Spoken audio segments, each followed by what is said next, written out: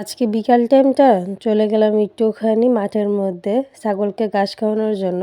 এইরকম আমরা প্রায় প্রায় করে থাকি, ছাগলকে সাথে নিয়ে চলে যাই মাঠের মধ্যে ঘাস খাওয়াতে।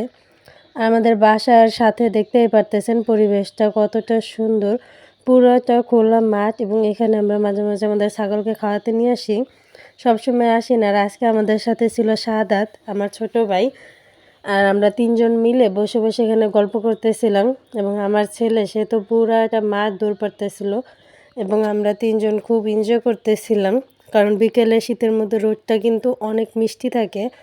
আর গ্রাম বলতেই একটুখানি বাইরে বসে থাকা, রোদে বসে থাকা, এইটার মজাটাই আলাদা।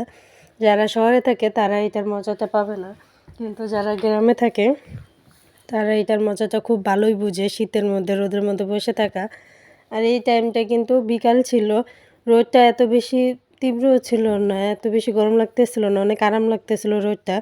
দূরে দেখতে পারতেছেন আরেকজন অনেকগুলা ছাগল চড়াইছে, আর আমাদের তো বেশি না, ২-৩টা। আমরা ওইগুলোকে খাওয়াইতে নিয়ে আসছি এবং বসে বসে গল্প করতেছিলাম ৩ জন। দেখতে পারতেছেন আমি একটু ডং করে নিলাম, এর মধ্যেই ডং করতে আমার খুব মজা লাগে। আর আমরা ৩ জন তো এখানে বসে বসে সেই লেভেলের গল্প শুরু করছি।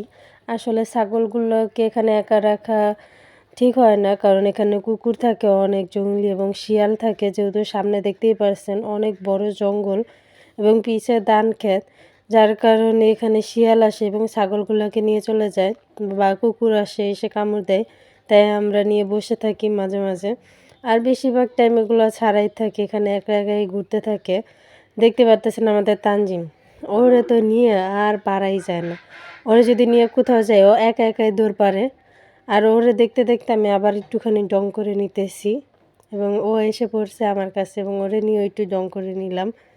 ও কিন্তু খুব বক বক করতে পারে এবং খুব কথা বলে, চুপচাপ থাকে না। যতক্ষণ আমার সাথে থাকে ততক্ষণ খালি কথাই বলে এবং তৌহিদরে আমি একটু বিরক্ত করতেছিলাম, একটু পর পর খোঁচাইতেছিলাম এবং একটু পর পর ওরে অনেক বিরক্ত করতেছিলাম এবং ও খুব বিরক্ত হয়ে ওইদিকে বসে রইছে, কারণ ও ছাগলটা খাওয়াইতেছে, এর মধ্যে শুধু আমি ওরে খোঁচাইতেছি এবং আমার ভাই আর ওরা দুজন অনেক ইম্পর্ট্যান্ট একটা কথা বলতেছিল এবং এর মধ্যে আমি ২ জনকে খোঁচাইতেছিলাম, কতক্ষণ এরে কতক্ষণ তারে। এবং দেখতে পারতেছেন দিনের বেলা এখানে চাঁদ উঠে আছে, এটা কিন্তু আসলেই চাঁদ। বিকালবেলা এরকম চাঁদ উঠে থাকে, এক সাইডে সূর্য, আমাদের পিছে দেখতে পাচ্ছেন সূর্য এবং সামনে চাঁদ।